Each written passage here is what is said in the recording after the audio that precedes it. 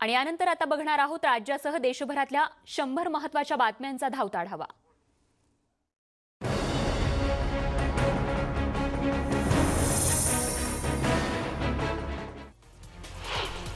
रिया चक्रवर्तीला आज एनसीबीकडून अटक होण्याची शक्यता आहे। सूत्रांनी न्यूज 18 लोकमतला ही माहिती दिली असून रियाचा भाऊ शौविक आणि सुशांतच्या घरचा मॅनेजर सॅम्युअल मिरांडा, घरकाम करणारा दीपेश सावंत यांच्या जबाबामुळे रिया चांगलीच अडचणीत आली आहे। या तिघांनाही एनसीबीने आधीच अटक केली आहे।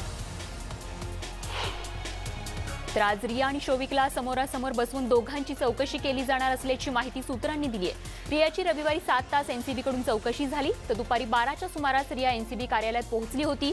ती थेट संध्याकाळी 6:45 वाजता बाहेर पडली। कंगनानं आणखीन एक ट्विट केलंय, ज्यामध्ये तिनं आपल्याला महाराष्ट्र आवडतो असं म्हटलंय। मला यश मिळाल्यावर मोठे हिरो, मोठ्या बॅनरच्या चित्रपटांच्या ऑफर्स मला आल्या होत्या, पण मी मोठ्या विरोधाला तोंड देत सर्व ऑफर्स नाकारल्या। खूप संघर्ष करावा लागला। माझा पहिला स्वतंत्र चित्रपट हा गौरवशाली मराठा इतिहास छत्रपती शिवाजी महाराज आणि राणी लक्ष्मीबाई यांच्यावर होता, कारण मला महाराष्ट्र आवडतो असं तिनं म्हटलंय। मी ज्या सुशांतला ओळखायचो तो आत्महत्या करूच शकत नाही असा दावा त्याचा जवळचा मित्र संदीप सिंगनं केलाय। तसंच मी जेवढा वेळ त्याच्यासोबत घालवला त्यानं एकदाही ड्रग्जचं सेवन केलं नाही। रियानं असे आरोप का केले हे तीच सांगू शकेल असंही संदीपनं म्हटलंय।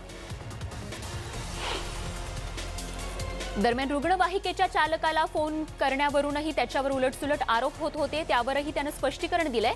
रुग्णवाहिकेचे 8,000 रुपये थकीत होते आणि त्यासाठी रुग्णवाहिकेचा ड्रायव्हर मला फोन करत होता, ते 8,000 मीच दिले असंही तो म्हणालाय। एनआय वृत्तसंस्थेला त्यानं सविस्तर मुलाखत दिली, त्यामध्ये त्यानं हा संवाद साधलाय। काल एनसीबी कार्यालयात रिया चक्रवर्ती चौकशीसाठी आली असताना मोठा गोंधळ उडाला होता, गर्दी झाली होती आणि म्हणूनच आज पोलिसांनी या भागात बॅरिकेडिंग केलं आहे। तसंच एनसीबी कार्यालयासमोरचा भागही बंदिस्त केलाय। देशात कोरोनाचा प्रादुर्भाव झपाट्याने वाढताना दिसतोय, कारण गेल्या 24 तासांमध्ये तब्बल 90,802 नवे कोरोनाबाधित आढळले आहेत, तर 1,016 रुग्णांचा मृत्यू झालाय। देशातील कोरोनाबाधितांच्या संख्येने आता 42 लाखांचा टप्पा देखील ओलांडलाय। कोरोनाबाधितांच्या संख्येत आता भारतानं ब्राझीलला देखील मागे टाकलंय। जगात सर्वाधिक कोरोनाबाधितांच्या यादीत भारत दुसऱ्या स्थानी असून भारताच्या पुढे आता केवळ अमेरिका आहे।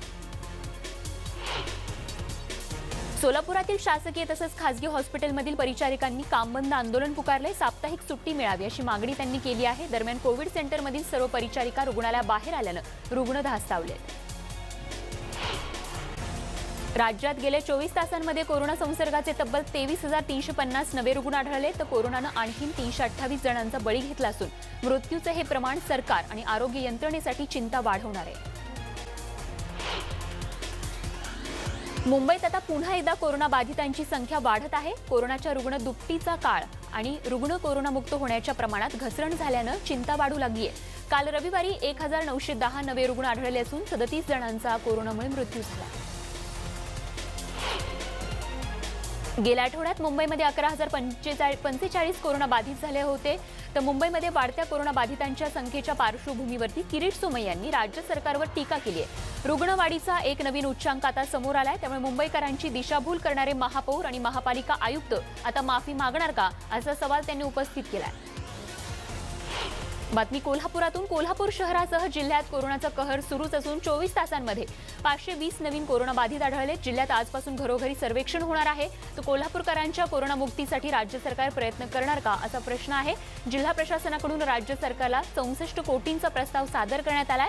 न्यूज 18 लोकमतला खात्रीलायक सूत्रांनी ही माहिती दिली असून मुख्यमंत्री अधिवेशनाच्या दरम्यान निर्णय घेणार का असा प्रश्न आहे। जम्बो हॉस्पिटलसाठी पहिल्या टप्प्यात 64 कोटींचा प्रस्ताव सादर केल्याची माहिती आहे। बातमी नाशिकमधून। नाशिक जिल्ह्यातही कोरोनाचा संसर्ग वाढत चाललाय। नाशिक जिल्ह्यात गेल्या 24 तासांमध्ये 1,174 नवे रुग्ण आढळले, तर काल कोरोनामुळे दिवसभरात कोरोनाचे 12 बळी गेले।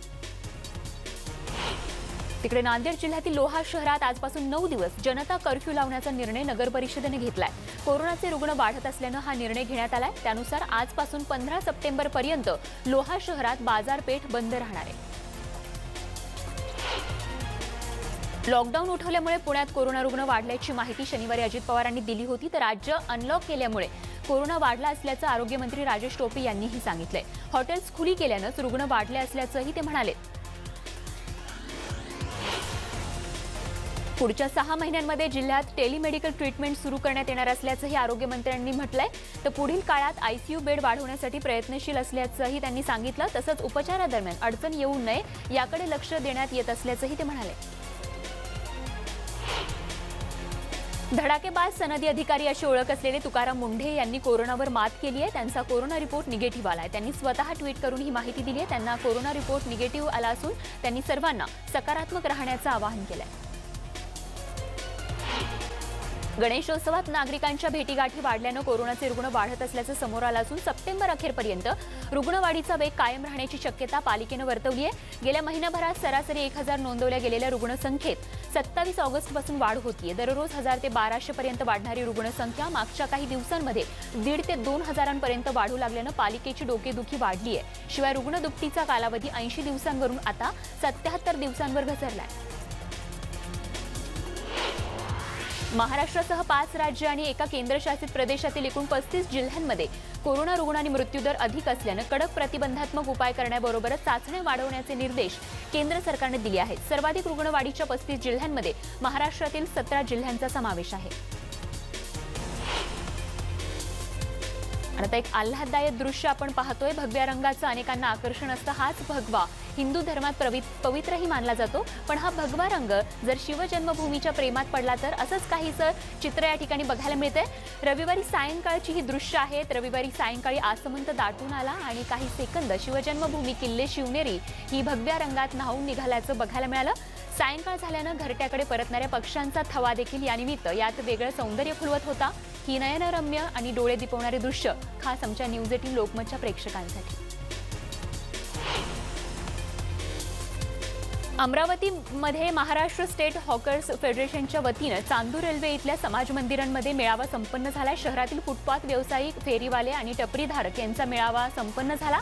या मेळाव्यात फुटपाथ व्यावसायिकांना अपमानास्पद वागणूक देणाऱ्या स्थानिक पोलीस आणि नगर परिषद प्रशासनाचा निषेध करण्यात आलाय. त्यांच्यावर होणाऱ्या अन्यायाविरोधात येत्या 14 सप्टेंबरपासून चांदूर रेल्वे नगर परिषदेपुढे लाक्षणिक बेमुदत आंदोलन करण्याचा एकमतानं निर्णय घेण्यात आलाय. बदलापूरमध्ये काल रात्री धामणवाडी या आदिवासी पाड्यातील कडाळी कुटुंबियांच्या घरावर वीज कोसळली. यामध्ये मोरेश्वर कडाळी आणि बुधा कडाळी या पती पत्नीचा जागीच दुर्दैवी मृत्यू झालाय. भारतीय रेल्वेकडून क्लोन रेल्वे योजना सुरू करण्यात येत आहे. क्लोन रेल्वे योजनेद्वारे नागरिकांना वेटिंग तिकीट मिळाल्यानंतरही आसन उपलब्ध होऊ शकेल. 1.5 महिन्याच्या लांबलचक वेटिंग लिस्टच्या समस्येपासून त्यामुळे नागरिकांच्या सुटकेसाठी रेल्वेनं क्लोन रेल्वे चालवण्याचा निर्णय घेतलाय. अयोध्येतील राम मंदिर बनवण्यासाठी लागणारे मशीन्स आता अयोध्येत दाखल होत आहेत. राम मंदिर बनवण्यासाठी 100 फुटांपर्यंतचं खोदकाम करण्यासाठी लागणाऱ्या 2 मशीन अयोध्यात काल दाखल झाले. बिहारमधील नालंदा इथे शरीफहून कोलकात्याला जाणारी बस उलटल्याची घटना घडलेली आहे. या अपघातात बसमधील 35 प्रवासी जखमी झाले. त्यांच्यावर सध्या उपचार सुरू आहेत. दीपनगर पोलीस स्थानकाच्या परिसरातील राष्ट्रीय महामार्ग 20 जवळ हा अपघात झाला. कालका शिमला या हेरिटेज लाईनवरती तब्बल 5 महिन्यानंतर ट्रेन सुरू झाली आहे. कोरोनाच्या पार्श्वभूमीवर या भागात ट्रेन सेवेला बंदी होती. दरम्यान आता अनलॉकमुळे हळूहळू पुन्हा एकदा ट्रेन सेवा सुरू होत असल्यानं लोकांना दिलासा मिळालाय. यावेळी मात्र कोरोनाच्या गाईडलाईन्स पाळणं हे बंधनकारक असणार आहे. राजस्थानमधील पुष्करमधील ब्रह्मा मंदिर गेल्या 6 महिन्यानंतर आज सुरू होत आहे. इतक्या दिवसानंतर मंदिर खुलं होत असल्यानं लोकांना दिलासा मिळालाय. दरम्यान मंदिरात येणाऱ्या भाविकांनी कोरोनाच्या सर्व गाईडलाईन्सचं पालन करणं हे बंधनकारक असणार आहे. तरच त्यांना दर्शन घेता येणार आहे. राजस्थानमध्ये जवळपास 120 फुटांवरून 5 मजूर पडल्याची घटना घडली आहे. वीटभट्टी ढासळल्यानं हा अपघात झालाय. राजस्थानच्या बांदीकुई भागातील चिमापूर गावातली ही घटना आहे. दरम्यान या अपघातातील जखमींना उपचारांसाठी रुग्णालयात दाखल करण्यात आलंय. पंजाबच्या फिरोजपूर भागात सीमा सुरक्षा दलानं 14 कोटी रुपयांचं ड्रग जप्त केलंय. पाकिस्तानातून हे हेरोईन भारतात आणण्यात आलं होतं. 2 किलो 800 ग्राम वजनाच्या या ड्रगची आंतरराष्ट्रीय बाजारात किंमत ही 14 कोटी रुपयांइतकी आहे. महाराष्ट्र वगळता आज सर्व राज्यांमधील मेट्रो सेवा सुरू होत आहे. प्रत्येक स्थानकाचे 1 ते 2 दरवाजेच खुले ठेवले जाणार आहेत. दिल्लीमध्ये आज एकच मार्ग अर्थात येलो लाईन सकाळी आणि संध्याकाळी 4-4 तास सुरू राहणार आहे. बंगळुरूप्रमाणे चेन्नईतही आज मेट्रो सेवा सुरू झाली आहे। सोशल डिस्टन्सिंगचे सर्व नियम पाळत ही सेवा आज सुरू झाली आहे। पहिलाच दिवस असल्याने अनेकांना मेट्रो सुरू झाल्याचं माहितीही नव्हतं, त्यामुळे आज प्रवासी संख्या कमी असल्याचं बघायला मिळतंय। चीनशी तणावाच्या पार्श्वभूमीवरती लेहमध्ये महत्त्वाच्या रस्त्यांच्या कामाला वेग आलाय। कोट्यवधी रुपयांची अद्ययावत यंत्रसामुग्री यासाठी विकत घेण्यात आली आहे। बॉर्डर रोड्स ऑर्गनायझेशनचे अनेक अभियंते आणि कर्मचारी दिवस रात्र काम करून हे रस्ते पूर्ण करतात। संसदेचं पावसाळी अधिवेशन 14 सप्टेंबर रोजी सुरू होणार आहे। राष्ट्रीय सुरक्षेच्या प्रश्नांसह देशाची अर्थव्यवस्था, राज्यांना जीएसटी नुकसान भरपाई आणि कोविड-19ची स्थिती आदी प्रश्नांवरून संसदेत सरकारला एकत्रितपणे घेण्याची योजना विरोधी पक्षांमार्फत आखली जात असल्याचं सूत्रांनी सांगितलंय। कोविड-19 टाळेबंदीच्या काळात देशांतर्गत अथवा आंतरराष्ट्रीय प्रवासासाठी ज्या प्रवाशांनी तिकीटं आरक्षित केली होती त्यांना विमान कंपन्यांनी तिकिटांच्या पैशांचा पूर्ण परतावा तातडीनं केला पाहिजे असं नागरी उड्डाण संचालनालयानं सर्वोच्च न्यायालयात सांगितलंय। दरम्यान अन्य प्रकरणांमध्ये विमान कंपन्यांनी गोळा केलेल्या तिकिटांच्या रकमेचा परतावा प्रवाशांना 15 दिवसांमध्ये देण्याचे सर्वतोपरी प्रयत्न करावे असं देखील डीजीसीएनं सर्वोच्च न्यायालयात सादर केलेल्या प्रतिज्ञापत्रात म्हटलंय। केरळमध्ये एक धक्कादायक प्रकरण समोर आले। 19 वर्षीय कोरोना रुग्णावरती बलात्कार केल्याप्रकरणी पोलिसांनी रुग्णवाहिका चालकाला अटक केली आहे। ही घटना शनिवारी रात्री घडली। या घटनेत 19 वर्षीय कोरोना रुग्णाला कोविड-19 केंद्रात न नेता अरानमुला विमानतळावरती नेऊन तिच्यावर या ठिकाणी बलात्कार करण्यात आला। बलात्कारानंतर आरोपीनं पीडितेला कोविड केअर सेंटरमध्ये सोडलं। या प्रकरणी आरोपी विरोधात पोलिसांनी तक्रार दाखल केली आहे। दिल्लीतील करोलबाग भागात पोलिसांनी एका चोराला अटक केली आहे। संबंधित आरोपी हा काही क्षणात एटीएम खोलून त्यातील रक्कम लंपास करत होता।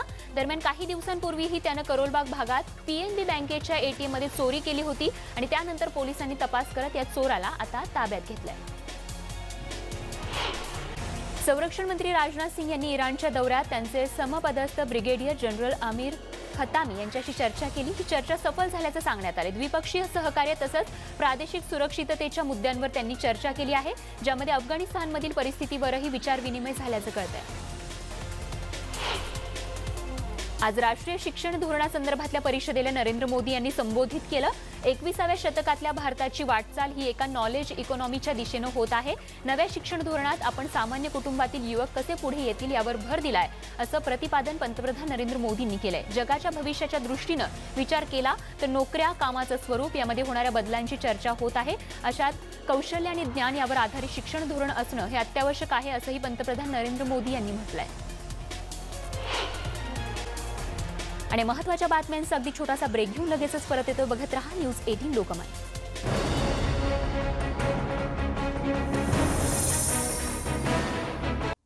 आपण पाहताय न्यूज 18 लोकमत आणि आता बुलेटिनमध्ये बघणार आहोत आणखीन काही महत्त्वाच्या बातम्यांचा वेगवान आढावा। सुरुवातीला बातमी आहे क्रीडा विश्वातून। भारतात कोरोनाची साथ वेगानं पसरत असल्यामुळे बीसीसीआय यंदा देशांतर्गत क्रिकेट हंगामाचं आयोजन करणं जवळपास अशक्य आहे। आयपीएल संयुक्त अरब अमिरातीमध्ये आयोजन करणाऱ्या बीसीसीआयला सध्याच्या आव्हानात्मक परिस्थितीत चालू हंगामातील कोणतीही स्थानिक स्पर्धा घेणं हे कठीण जाईल अशी शक्यता आहे। तर खेळाचं महत्त्व वाढवण्यासाठी राष्ट्रीय मल्लखांब दिन साजरा करायला हवा असं द्रोणाचार्य पुरस्कार विजेते प्रशिक्षक योगेश मालवीय यांनी म्हटलंय। कोरोनाच्या काळात मल्लखांब सारखे खेळ हे तंदुरुस्ती राखण्यासाठी मदत करतायत असं मालवीय यांचं म्हणणं आहे।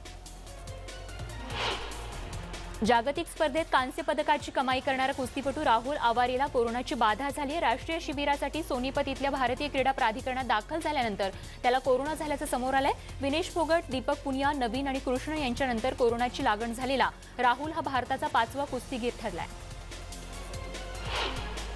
इंग्लंडनं 3 T20 सिरीजच्या दुसऱ्या सामन्यात ऑस्ट्रेलियाला 6 विकेट्सनं पराभूत केलं। या विजयासोबतच त्यांनी सिरीज आपल्या खिशात घातली। या सामन्यात जॉस बटलरनं नाबाद 77 धावांची खेळी केली आहे।